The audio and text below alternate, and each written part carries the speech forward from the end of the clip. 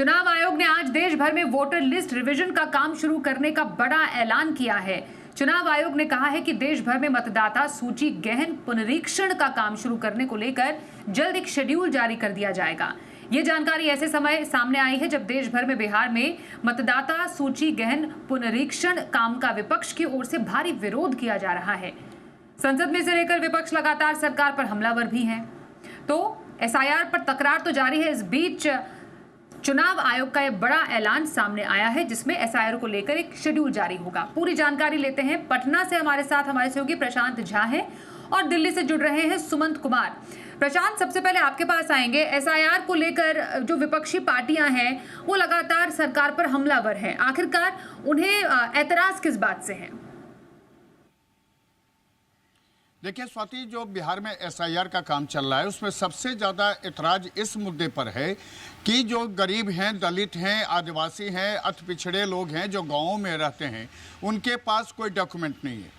Election commission ने आधार card को, pan card को और बाकी जो लोगों के पास कार्ड होते हैं, राशन कार्ड होते हैं, इसको अमान्य कर दिया है, इसको इनवैलिड कर दिया है। और ऐसे में अब लोगों को या तो अपने रेजिडेंशियल प्रूफ देने होंगे, ज़मीन के कागजात देने होंगे, सरकारी स्तर पर जो उनके वंशावली है उसकी पुष्टि देनी होगी, बैंक के कागजात देने होंगे। जो 11 डॉक्यूमेंट दिए हैं वो डॉक्यूमेंट देना होगा। ऐसे में विपक्ष का ये कहना है कि ये जो 11 डॉक्यूमेंट है, गांव के जो रहने वाले लोग हैं, जो दलित हैं, पिछड़े हैं, आदिवासी हैं, उनके पास ये डॉक्यूमेंट नहीं मिलेगा क्योंकि सबके पास आधार कार्ड है, सबके पास राशन कार्ड है। तो ऐसे में इलेक्शन कमीशन को चाहिए था कि आधार को मान्य करता, राशन कार्ड को मान्य करता, ताकि सारे लोगों का नाम बच जाता। लेकिन जो एसआईआर कर रहे हैं, गहन पुनरीक्षण जो ये मतदाताओं का चल रहा है, इसमें सबसे बड़ा सवाल जो पहले दिन इलेक्शन कमीशन ने नोटिफिकेशन किया था उसमें सीधे तौर पर लिखा था कि संदेह है कि बिहार के जो कुछ इलाके हैं जहां पर कि घुसपैठियों की संख्या सर्वाधिक है, उसमें बांग्लादेश, नेपाल और म्यांमार के भी लोग उसमें शामिल हैं, तो ऐसे लोगों की भी जांच करनी थी। और इसी को लेकर के जो यहाँ विवाद है, आपको मैं बता दूं कि एक दिन पहले AIMIM के जो यहाँ पर विधायक हैं उन्होंने सीधे तौर पर कहा था कि टोपी, दाढ़ी और मस्जिदों की मीनार को देख करके उनको बांग्लादेशी कहा जा रहा है, जबकि सारे के सारे लोग यही बिहार के हैं, इसी हिंदुस्तान के हैं।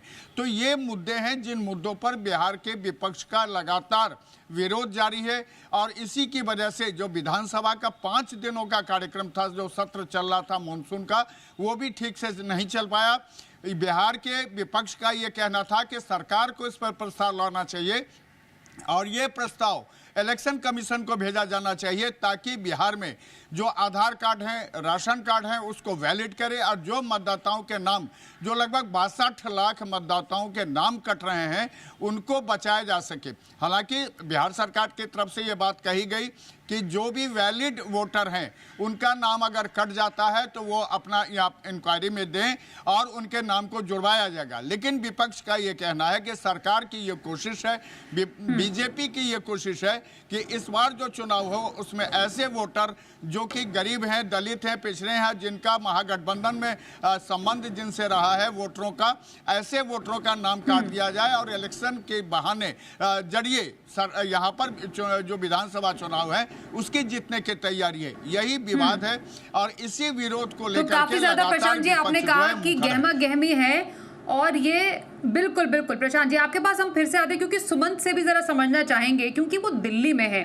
अब राजनीतिक जितनी भी जो हम कह सकते हैं कि इस पूरे मुद्दे का सियासीकरण दिल्ली में उसके बहुत बड़ा हम फिलहाल देख भी रहे हैं, उदाहरण देख भी रहे हैं। अब चुनाव आयोग ने सुमंत कहा है कि देश भर में एसआईआर को लेकर वो जो शेड्यूल भी जारी करेंगे, तो क्या लग रहा है कि अब इसके बाद सियासी पारा और बढ़ने वाला है क्योंकि विपक्ष तो सख्त खिलाफ है इसके? जिस तरीके से एक और पहले ही बिहार में एसआईआर के मुद्दे पर जिस तरीके से पूरा विपक्ष एकजुट है, संसद के मानसून सत्र का देखिए 5वां दिन था, आज चौथे दिन भी हंगामे की भेंट चढ़ गया। संसद के दोनों ही सदनों में एसआईआर के मुद्दे पर जोरदार हंगामा हुआ और कार्रवाई नहीं चल पाई। अब सवाल ये उठता है कि विपक्ष एक पूरे मामले पे इंटैक्ट है, एकजुट है।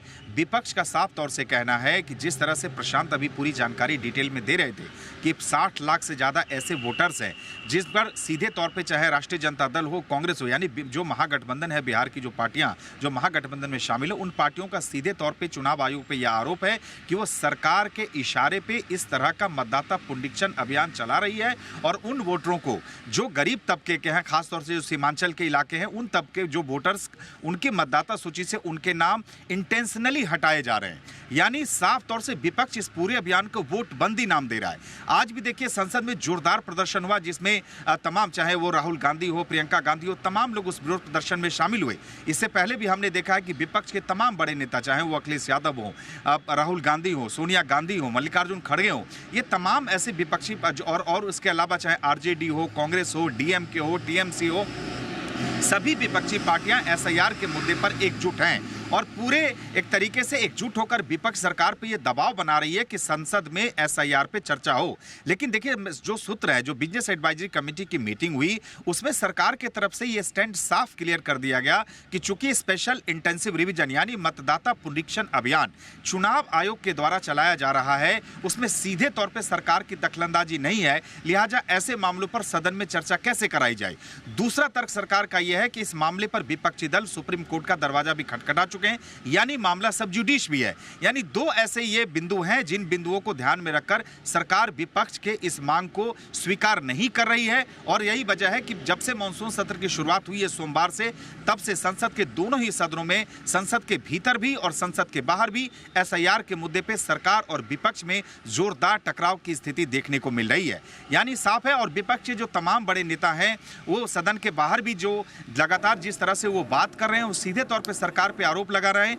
महाराष्ट्र चुनाव का हवाला दिया जा रहा है। राहुल गांधी ने खुद कहा कि जिस तरह से सरकार ने महाराष्ट्र में वोट की चोरी की, वोटबंदी की, अब बिहार में भी उसी तर्ज पे वोटबंदी की कोशिश हो रही है। यानी कहीं ना कहीं विपक्षी दलों को ये इस बात का इल्म है, इस बात का आभास है कि जिस तरीके से बिहार विधान अब पहले आभास तो था ही, अब तो चुनाव आयोग ने साफ कर दिया कि पूरे देश में अब सिलसिलेवार तरीके से स्पेशल इंटेंसिव रिवीजन चलाया जाएगा। यानी विपक्ष को इस बात की आशंका थी कि अगर बिहार में ये चीजें हो सकती है तो अन्य राज्यों में भी हो सकती है। देखिए 2025 में बिहार विधानसभा का चुनाव है, लेकिन इसके बात करें तो 2026 की बात करें, पश्चिम बंगाल समेत कई अन्य राज्यों में चुनाव है, 27 में फिर यूपी का चुनाव है। तो कई ऐसे राज्य हैं जहां जो अन्य विपक्षी पार्टियां, उनका भी स्टेक दांव पे लगा हुआ है। तो सबको पता है कि अगर स्पेशल इंटेंसिव रिवीजन क्या अगर असर बिहार पे होता है तो अन्य राज्यों के चुनाव पर भी देखने को मिल सकता है।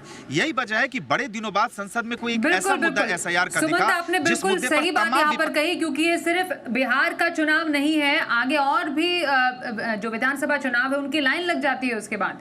तो विपक्ष इस पर विरोध कर रहा है। चुनाव आयोग ने देश भर में अब वोटर लिस्ट रिवीजन का काम शुरू करने का ऐलान कर दिया और एक शेड्यूल भी जारी करने की बात की। तो जो विवाद बिहार से शुरू हुआ था, अब देश भर में भी वो फैल सकता है। तो इस पर पूरे हमने जानकारी ली आपसे। प्रशांत जी और सुमंत, आप दोनों का बहुत धन्यवाद करेंगे इस खबर पर पूरी डिटेल्स हम तक पहुंचाने के लिए।